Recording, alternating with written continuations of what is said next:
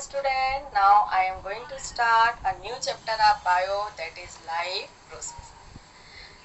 When we look around, we find many things like cat running on the street, cow grazing, children playing in the park. All these are living things. How do we know that these are living things? We say that these things are moved, so they are living things. The movement is the common evidence of being alive. Animals move from place to place and show their body movement, like birds fly in the sky, frog jump into the pond. But plants do not move from place to place. Plants only show their movement of their body parts like stem और leaves. जैसा कि बेटा आपने touch me not plant देखा होगा, जैसे ही आप उस प्लांट को टच करते हैं वो जो प्लांट है अपनी लीव्स को फोल्ड कर लेता है, अपनी पत्तियों को बंद कर लेता है. इसका मीनिंग क्या हुआ कि वो जो है अपनी मूवमेंट शो कर रहा है. As we know that all the living things are made up of cells. हमने 9th क्लास में पढ़ा था कि जितनी भी लिविंग थिंग्स हैं वो सब काय की बनी हुई है, सेल्स की बनी हुई है. और ये जो सेल है वो सर्टेन मॉलिक्यूल्स के बने रहते हैं. और ये जो मॉलिक्यूलर मूवमेंट है जो हमारी सेल में होती है उसको हम अपने नेकेड आई से नहीं देख सकते हैं, but this molecular movement are essential of existence of life on the earth. पर यही मॉलिक्यूलर मूवमेंट्स के कारण जो लाइफ है वो एग्जिस्ट हो पाती है. अब हमने वायरस के बारे में सुना है कि वायरस जो है वो लिविंग भी है और नॉन लिविंग थिंग भी है.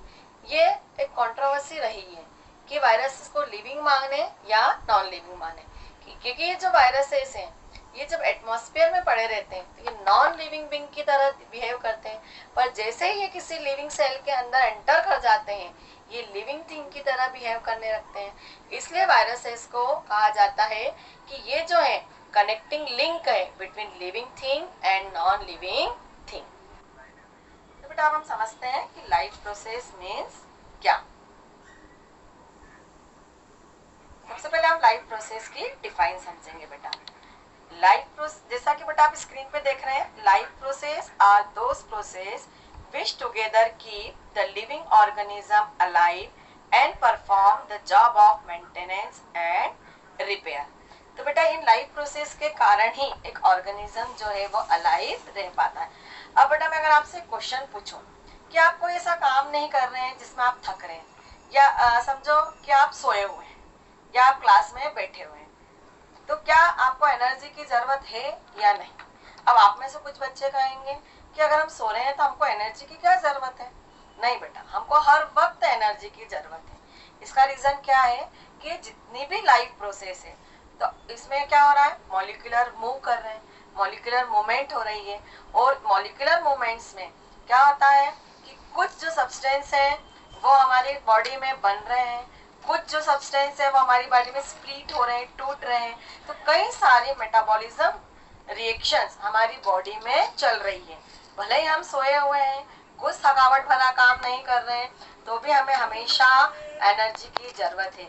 क्यों बेटा? Because all the biological activities keeps on occurring within the body.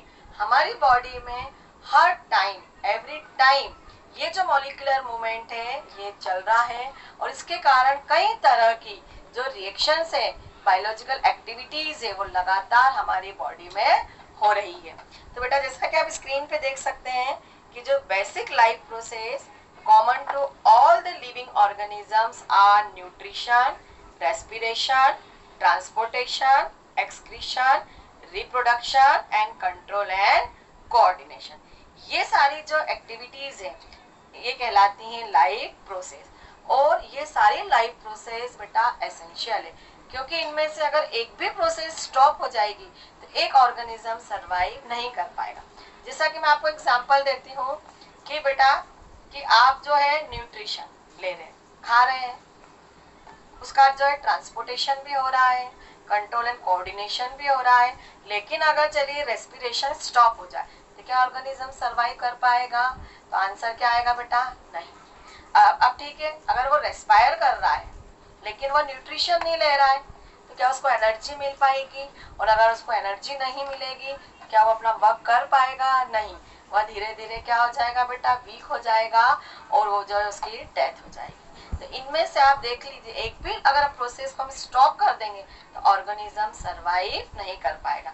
अब हम वन बाय वन इन सारी लाइफ प्रोसेस को डिटेल्स में पढ़ेंगे। सबसे पहले हम स्टार्ट करेंगे बेटा, जो लाइफ प्रोसेस है वो है न्यूट्रिशन। सबसे पहले हम समझेंगे बेटा कि न्यूट्रिशन मीन्स क्या। जैसा कि बेटा आप स्क्रीन पे देख सकते हैं, nutrition is the process of taking food and its utilisation in various biological activities. Nutrition की सबसे अच्छी डिफाइन है बेटा कि फूड को लेना और उसका अलग अलग बायोलॉजिकल एक्टिविटीज में उपयोग करना। क्योंकि आप सब जानते हैं कि जैसे हमने कुछ खाया उसका क्या होता है बेटा, डाइजेशन होता है। डाइजेशन मीन्स डाइजेशन होता है, हम जब रिस्पायर करते हैं इसी फूड का क्या होता है, ब्रेकडाउन होता है और हमको एनर्जी मिलती है। अब ये जो फूड है बेटा अलग अलग कंपोनेंट से बना है। तो सबसे पहले हम समझते हैं कि फूड एंड न्यूट्रिएंट्स एक्टिविटी। जैसा कि बेटा आप स्क्रीन पे देख सकते हैं, तो the substance which is used by living organism for obtaining energy and providing raw material for biosynthesis of required constituents that are essential for various body activities। तो इन जो सब्सटेंस है जो लिविंग ऑर्गेनिजम्स को एनर्जी देते हैं ये क्या कहलाता है बेटा, फूड। अब ये जो फूड होते हैं इसमें बेटा क्या होते हैं, फूड हैज डिफरेंट कंपोनेंट, अलग अलग कंपोनेंट होते हैं, organic and inorganic and which have different function. Food में अलग अलग तरह के कंपोनेंट्स होते हैं, ऑर्गेनिक होते हैं, इनऑर्गेनिक होते हैं और इन सब का अलग अलग क्या होता है बेटा, फंक्शन होता है। अब हमने बेटा 9th में पढ़ा है ऑर्गेनिजम्स जो है वो टू टाइप्स के होते हैं, unicellular organisms and multicellular organism. अब unicellular organism means single cell, उसकी बॉडी तो एक ही सेल की बनी है। तो क्या सिंगल ऑर्गेनिज्म जो है वो सारी लाइफ प्रोसेस करेगा बेटा? हाँ करेगा। वो कैसे करेगा? Single cell perform all the life process, वो अपने जीवन की सारी क्रियाएं उस एक ही सेल के थ्रू करेगा।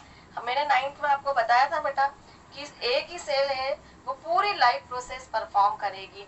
क्यों? क्योंकि जो यूनिसेल्युलर ऑर्गेनिज्म है उसके एंटायर बॉडी एनवायरनमेंट के कांटेक्ट में रहती है और डिफ्यूजन के थ्रू वो पूरी लाइफ प्रोसेस परफॉर्म करता है। मींस न्यूट्रिशन भी करता है, रेस्पिरेशन भी करता है, उसका ट्रांसपोर्टेशन भी करता है एंड एक्सक्रीशन भी करता है। बट जो मल्टीसेल्युलर ऑर्गेनिजम्स है उसमें डिवीजन ऑफ लेबर होता है। डिवीजन ऑफ लेबर मींस मैंने 9th में बताया था बेटा आपको कि जो अलग अलग काम है उसके लिए अलग अलग सिस्टम होते हैं और हर सिस्टम का जो वर्क है वो डिवाइड है, हर सिस्टम अपना एक पर्टिकुलर वर्क करता है। तो मल्टीसेल्युलर ऑर्गेनिजम्स में केवल डिफ्यूजन के थ्रू सारी लाइफ प्रोसेस नहीं हो सकती है, अलग अलग लाइफ प्रोसेस के लिए ऑर्गेनिजम्स के पास अलग अलग सिस्टम है। इसलिए जो न्यूट्रिशन का तरीका है वो भी लिविंग ऑर्गेनिजम्स में क्या होगा बेटा, उसका अलग अलग होगा। Different organisms have different mode of nutrition. तो न्यूट्रिशन के बेसिस पे बेटा हम ऑर्गेनिजम्स को दो कैटेगरी में डिवाइड करते हैं, जैसा कि बेटा आप स्क्रीन पे देख सकते हैं। Various means of obtaining food by the organisms are called mode of nutrition. They are mainly two modes of nutrition, autotrophic nutrition and heterotrophic nutrition. तो न्यूट्रिशन कितनी तरह के होते हैं? टू टाइप्स के, ऑटोट्रोपिक एंड हेटरोट्रोपिक। अब हम one by one इनको समझेंगे बेटा। First we will understand the autotrophic nutrition बेटा, जैसा कि आप स्क्रीन पे देख सकते हैं। ऑटो मीन्स क्या बेटा? ऑटो मीन्स सेल्फ और न्यूट्रिशन मीन्स टू ईट। तो autotrophic nutrition means, autotrophic nutrition is the mode of nutrition in which organisms prepare their own food with the help of simple inorganic raw materials. The green plant and certain bacteria can synthesize own food through photosynthesis. का meaning आपको समझ में आया बेटा? ऐसे organisms जो अपना food खुद प्रिपेयर करते हैं इनऑर्गेनिक एंड ऑर्गेनिक सब्सटेंस की मदद से। और बेटा पृथ्वी पे केवल ऑटोट्रोपिक न्यूट्रिशन जो है वो होता है green plant and some bacteria. केवल ग्रीन प्लांट्स और कुछ बैक्टीरिया ही ऑटोट्रोपिक न्यूट्रिशन कर पाते हैं। क्यों? अब हम नेक्स्ट ये समझेंगे कि केवल ग्रीन प्लांट ही क्यों ऑटोट्रोपिक न्यूट्रिशन लेते हैं।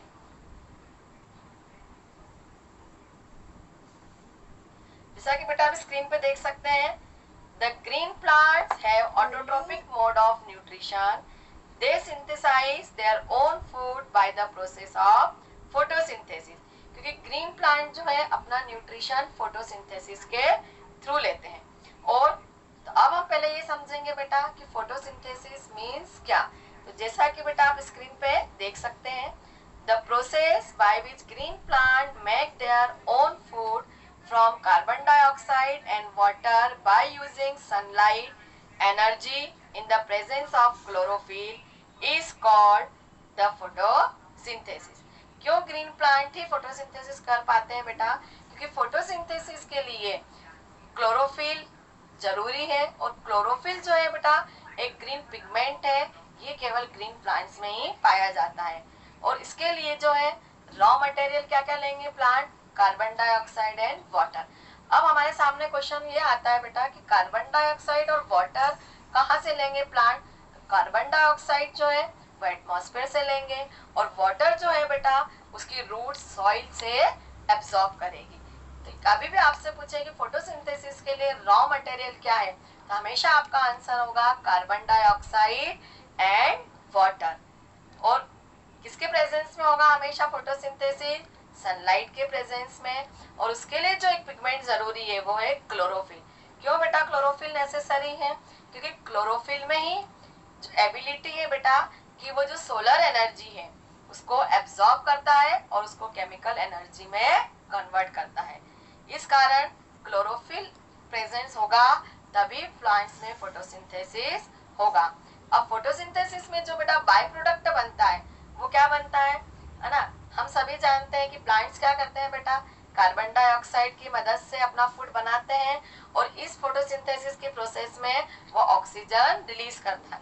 कभी भी आपसे पूछे कि फोटोसिंथेसिस का बाय प्रोडक्ट क्या है, तो एक तो वो बनाएंगे बेटा कार्बोहाइड्रेट और बाय प्रोडक्ट के रूप में वो जो रिमूव करते हैं वो होता है ऑक्सीजन। जैसा कि बेटा आप स्क्रीन पे देख सकते हैं, प्लांट्स क्या करते हैं फोटोसिंथेसिस में? क्या होता है? कार्बन डाइऑक्साइड प्लस वाटर की हेल्प से क्लोरोफिल एंड सनलाइट के प्रेजेंस में जो है प्लांट ग्लूकोज बनाते हैं और ऑक्सीजन रिमूव करते हैं। अब आप बेटा यहाँ पे स्क्रीन पे देख सकते हैं, अगर आपसे फोटोसिंथेसिस की रिएक्शन बोले तो आप कैसे लिखेंगे? 6CO2 प्लस 6H2O, ये दोनों क्या करेंगे? कंबाइन होंगे और कन्वर्ट होंगे कार्बोहाइड्रेट।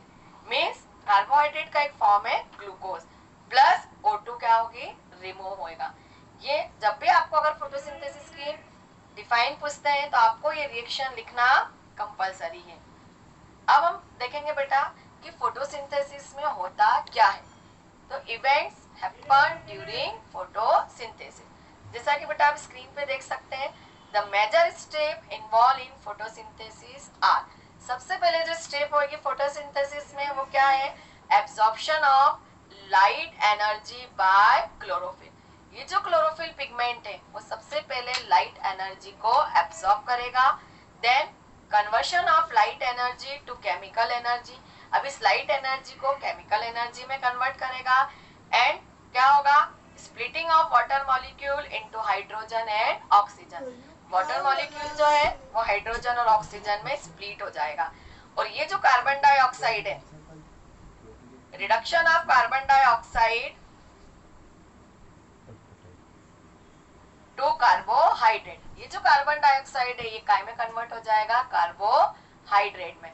ये जो कार्बोहाइड्रेट है बेटा इसको क्या करता है? Reduction of carbon dioxide to carbohydrate. अब ये जो कार्बन डाइऑक्साइड है ये कन्वर्ट हो जाएगा कार्बोहाइड्रेट मींस ग्लूकोज में। ये हो गया हमारा इवेंट्स हैपन ड्यूरिंग फोटोसिंथेसिस। कभी भी आपसे पूछा जाए mechanism of photosynthesis, steps of photosynthesis या इवेंट्स ड्यूरिंग फोटोसिंथेसिस, तो यही 3 स्टेप आपको लिखना चाहिए। अब प्लांट्स को जितना जरूरत है इसको वो क्या कर लेगा बेटा, एब्जॉर्ब कर लेगा, और बाकी जो फूड है उसको वो स्टार्च के फॉर्म में स्टोर करके रख लेगा। अब यहाँ हमको 3 बातें याद रखना जरूरी है कि रॉ मटेरियल कभी भी पूछे तो carbon dioxide and water, by product क्या है फोटोसिंथेसिस का, ऑक्सीजन, और जो रिजर्व फूड है जिसको वो स्टोर करके रखता है वो किस फॉर्म में करके रखता है, प्लांट स्टार्च के फॉर्म में। ग्रीन पिगमेंट का नाम क्या है बेटा, क्लोरोफिल। क्लोरोफिल कहाँ प्रेजेंट होता है बेटा, अ टाइप ऑफ प्लास्टिड जिसको हम बोलते हैं chloroplast. Next topic we will continue in next video. तब तक के लिए गुड बाय।